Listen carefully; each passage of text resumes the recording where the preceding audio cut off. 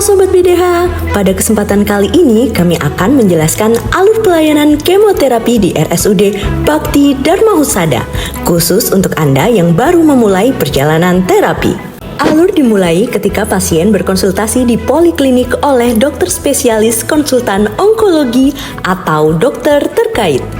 Di sini, dokter akan menilai hasil pemeriksaan seperti hasil temuan klinis, radiologi, laboratorium, hingga patologi anatomi untuk menentukan diagnosis dan stadium penyakit. Berdasarkan hasil evaluasi, selanjutnya dokter akan menetapkan apakah pasien memerlukan kemoterapi. Dokter juga akan melakukan edukasi serta menjelaskan tujuan kemoterapi kepada pasien.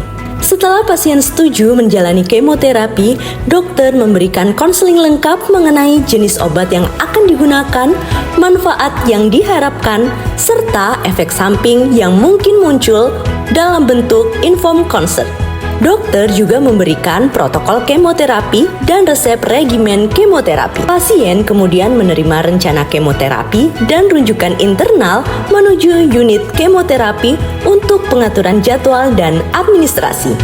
Selanjutnya, pasien menuju petugas administrasi untuk melakukan penjadwalan kemoterapi sesuai instruksi dokter.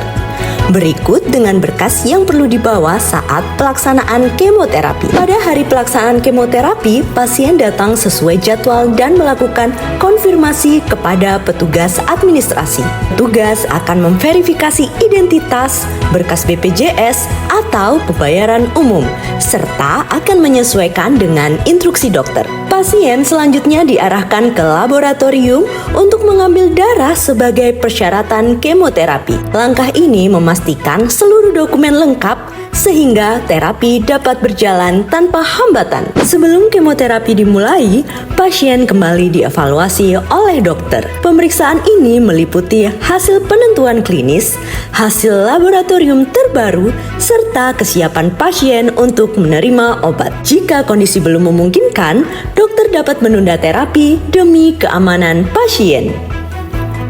Setelah dokter menyatakan pasien siap, instalasi farmasi akan menyediakan obat kemoterapi sesuai dosis dan protokol. Proses ini dilakukan di ruang steril khusus, sehingga membutuhkan waktu untuk memastikan obat benar-benar aman dan tepat. Ketika obat sudah siap, apoteker yang berada di ruang khusus akan mendistribusikan obat kepada apoteker yang berada di ruang jaga, untuk selanjutnya diberikan kepada perawat yang bertugas.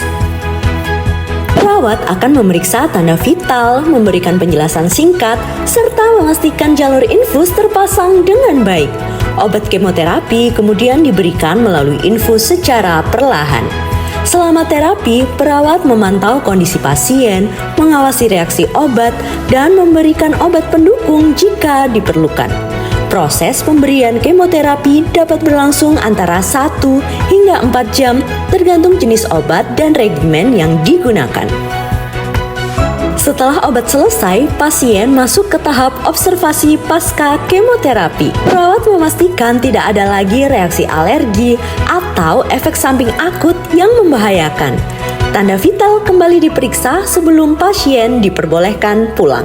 Sebelum meninggalkan rumah sakit, pasien menerima edukasi mengenai perawatan di rumah, termasuk tanda bahaya yang harus segera dilaporkan. Tim juga memberikan obat pendukung seperti antimual. Selanjutnya, tim menjadwalkan kontrol ke poliklinik dokter spesialis konsultan onkologi.